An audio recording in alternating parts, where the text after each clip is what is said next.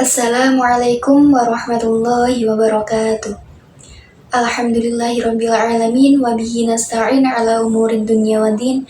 Assalatu wassalamu ala asyrafil anbiya'i wa imamil mursalin sayyidina wa maulana Muhammadin wa ala alihi wa sahbihi ajma'in. Subhanaka la ilma lana illa ma 'allamtana innaka antal alimul hakim. Rabbi shrah li sadri wa yassir li amri wahlul 'uqdatam min lisani yafqahu qawli. Amma ba'd.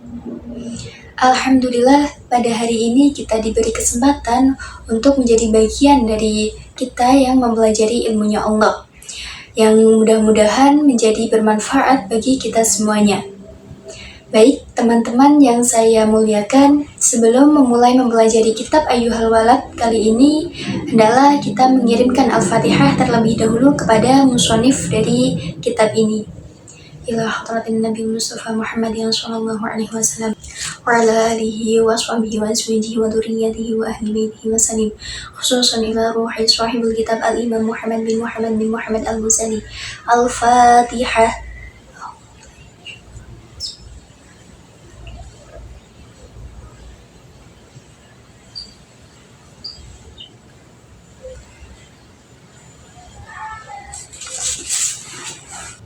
Bismillahirrahmanirrahim. Qala al-musannifu rahimahullahu ta'ala wa nafa'ana wa bi'ulumihi fid dharaini amin. Wa ta'ammal fi hikayatin ukhra. Wa ta'ammal dan merenunglah fi hikayatin ukhra pada cerita yang lain. Wahia yaitu anna Hatiman al-Asram, sesungguhnya Hatim al-Asram kana min ashabi Syaqiq al-Balkhi, beliau merupakan salah satu santri dari Syekh Syaqiq al-Balkhi. Rahmatullahi ta'ala alaihima, rahmatullahi semoga rahmat Allah ta'ala yang maha tinggi alaihima tercurah pada keduanya.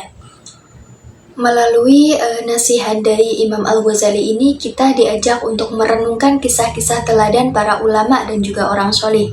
Kata ta'ammal di sini berarti merenunglah secara mendalam, bukan hanya membaca sepintas. Maksudnya, kita diajak untuk tidak hanya membaca kisah ulama dan orang soleh itu sebagai cerita sejarah, melainkan untuk mengambil hikmah dan juga pelajaran moral. Seperti di sini dikisahkan tentang Hatim al-Asram, julukan beliau yaitu al-Asram, artinya yang tuli. Bukan karena tuli sungguhan, melainkan karena sifat tawadhu'nya, di mana pada suatu ketika itu beliau pernah berpura-pura tuli agar tidak mempermalukan seorang perempuan. Hatim al-Asram ini adalah seorang ulama dari Khorasan yang kemudian menetap di Baghdad, kemudian meninggal di sana pada tahun 237 Hijriyah atau bertepatan pada 852 Masehi. Beliau ini merupakan salah satu santri atau murid dari Syekh Syaqiq al-Balkhi, di mana beliau berada dalam bimbingan Syekh Syaqiq ini selama 30 tahun. Masa yang sangat panjang untuk mendalami ilmu dan mendidik jiwa. Namun Hatim tidak merasa lama karena ia itu merasakan manisnya ilmu. Beliau berhenti dari berguru kepada Syekh Syaqiq itu murni atas permintaan gurunya agar menyampaikan ilmu-ilmu yang telah didapatkannya. Namun, ada kisah menarik sebelum gurunya itu mempersilahkan Hatim untuk menyebarkan ilmu, tepatnya ketika sang guru bertanya tentang ilmu apa saja yang telah ia peroleh selama kurun waktu tersebut. Wasa'alahu yauman, wasa'alah, dan Syekh Syaqiq bertanya kepada Hatim al-Asram. Yauman, pada suatu hari.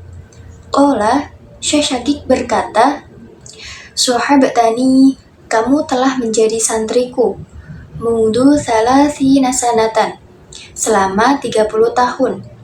Ma hasolta, apa yang kamu dapatkan? Fiha, dalam 30 tahun itu. Qala, Hatim al-Asram menjawab, hasoltu, saya mendapatkan. Samaniya fawaida, 8 manfaat, minal ilmi, dari ilmu. Pada suatu hari, Syekh Syaqiq al-Balkhi ini bertanya kepada Hatim al-Asram. Pertanyaannya seperti ini, kamu telah menjadi muridku selama 30 tahun. Apa yang sudah kamu peroleh dari 30 tahun itu? Maka Hatim al-Ashram menjawab bahwasanya selama 30 tahun itu beliau telah memperoleh 8 faidah dari ilmu yang telah dipelajarinya. Dari jawaban tersebut, Syekh Syakik atau gurunya ini awalnya sempat kaget seakan-akan tidak percaya bahwasanya Hatim al-Ashram itu telah berguru, mencari ilmu, ngaji sama beliau selama 30 tahun tetapi hanya mendapatkan 8 hal saja. Namun, ternyata Hatim ini punya alasan kuat yaitu wahiyah dan 8 manfaat itu takfini sudah mencukupi bagiku. Minhu dari ilmu, li'anni karena sesungguhnya, arju aku berharap, kholasi akan kebebasanku, wanajati dan akan keselamatanku, fiha pada 8 faedah tersebut. Alasan Hatim itu bahwasanya 8 faidah atau 8 manfaat dari ilmu yang telah dipelajarinya itu sudah cukup baginya karena Hatim mengharapkan pembebasan dan juga keselamatan dalam 8 faidah tersebut. Jadi teman-teman yang saya muliakan, 8 hal itu ternyata adalah sesuatu yang begitu dahsyat tidak hanya untuk Hatim tetapi juga untuk kita semuanya. Selanjutnya, faqala Syakik. Lalu Syakik al-Balkhi bertanya, Mahia, apa 8 faidah tersebut? Qala Hatim al-Ashram. Hatim al-Ashram menjawab, Al-faidatul ula, faidah yang pertama. Anni nadortu, sesungguhnya aku mengamati, ilal khalqi, kepada makhluk, faro'aitu, lalu aku melihat, anna likulli minhum, sesungguhnya setiap dari mereka, mahbuban, punya kekasih yang dicintai, wa ma'syuqon dan kekasih yang dirindukan. Yuhibbuhu, ia mencintainya, wa ya'syuquhu dan ia merindukannya. Lalu Syekh Syakik al-Balkhi ini bertanya kepada Hatim, apa 8 faidah tersebut? Kemudian Hatim menjawab, yang pertama, ini menjadi perenungan sesungguhnya Hatim al-Ashram itu mengamati pada makhluk, lalu beliau melihat bahwasanya setiap dari masing-masing mereka itu memiliki kekasih yang dicintai dan kekasih yang dirindukan. Ia mencintainya dan bahkan ia merindukannya. Jadi, makna kekasih di sini itu jangan diartikan sempit ya. Makna kekasih di sini itu berarti luas, bukan hanya pasangan hidup tetapi segala sesuatu yang dicintai hati manusia, baik itu keluarga, harta, jabatan, kekuasaan, sahabat, maupun yang lainnya. Ini menunjukkan bahwasanya kecenderungan fitrah manusia itu yang selalu mencintai sesuatu di dunia, tetapi cinta ini itu sering bersifat sementara dan terbatas. Wa ba'du dzalikal mahbub, dan sebagian dari kekasih itu yusahibuhu, menemaninya, ila marodil maut, sampai sakit menjelang kematian.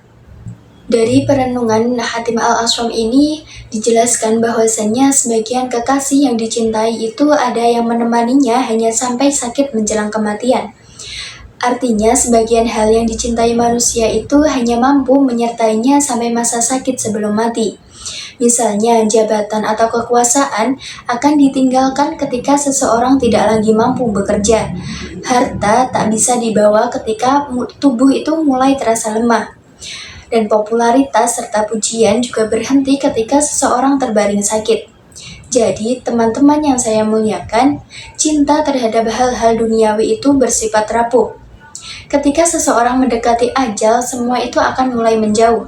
Ini adalah tanda bahwasanya dunia itu bukanlah tempat tinggal yang abadi. Wa ba'duhu, dan sebagiannya lagi, yusahibuhu, mengantarkannya, ila syafiril qabri, sampai tepi kubur.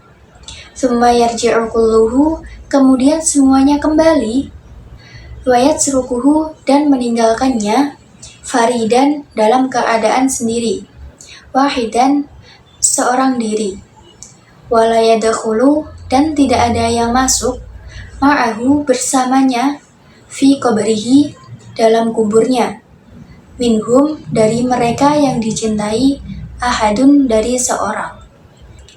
Dijelaskan pula bahwasannya sebagian dari mereka juga menemani sampai ke tepi kubur. Kemudian semuanya kembali dan meninggalkannya sendiri seorang diri dan tidak ada seorang pun dari mereka yang ikut masuk ke dalam kubur bersamanya.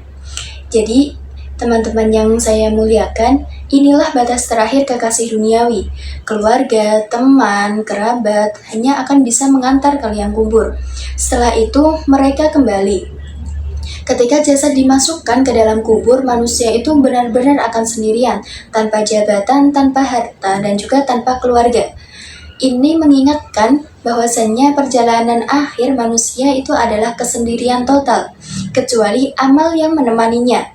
Maka berbahagialah orang yang menyiapkan bekal sebelum sampai ke perbatasan kubur. Fatafakkartu, maka aku pun berpikir, kata Hatim, wakultu, dan berkata, afdolu mahbubil mar'i, kekasih seseorang yang paling utama, ma yadakhulu, yaitu sesuatu yang ikut masuk, ma'ahu bersamanya, fi qabrihi, dalam kuburnya, wa yu'nisuhu, dan menjadi penentram baginya, fihi, dalam kuburnya, fama wajadatuhu, namun aku tidak menemukannya, illal a'mala sholihah, kecuali amal yang sholih. Lalu Hatim al-Aswam ini berpikir dan berkata bahwasanya kekasih seseorang yang paling utama itu adalah sesuatu yang turut masuk ke dalam kuburnya dan menjadi penentram baginya. Namun Hatim al-Aswam tidak dapat menemukannya selain amal-amal perbuatan yang sholih. Nah, dari perenungan Hatim itu menyimpulkan bahwasanya satu-satunya kekasih sejati adalah amal sholih. Harta, keluarga, jabatan hanya akan sampai di dunia saja, tetapi amal baik seperti sholat, sedekah, keikhlasan itu akan menyertai dan menerangi kuburnya. Fakhottuha, maka saya menjadikan amal sholih mahbuban sebagai kekasih li bagiku, litakuna sirojan, supaya amal sholih itu menjadi penerang li bagiku fi kubri, dalam kuburku, watu nisuni, dan menjadi penentramku fihi, di dalam kubur, wala tatsukuni, dan tidak akan meninggalkanku faridan, sendirian. Maka di sini Hatim al-Aswam menegaskan bahwasanya beliau menjadikan amal sholih sebagai kekasihnya, agar amal sholih ini menjadi penerang atau cahaya yang menerangi kuburnya dari kegelapan, menjadi penentram di tempat kesepian, dan tidak akan meninggalkannya sendirian di alam barzakh. Jadi, amal sholih itu adalah investasi abadi. Amal sholih bukan hanya sekadar pahala, tapi kekasih sejati di alam barzakh. Pelajaran berharga yang dapat kita petik dari faidah pertama Hatim al-Aswam ini adalah bahwasannya satu-satunya yang akan menemani manusia di alam kubur hingga perjumpaan dengan Allah pada hari kiamat hanyalah amal sholih. Segala sesuatu yang kita cintai di dunia, baik itu keluarga, harta, jabatan, itu pada akhirnya akan meninggalkan kita. Oleh karena itu, amal sholih harus menjadi kekasih sejati dan bekal utama yang akan menenangkan, menerangi, serta menemani di alam kubur.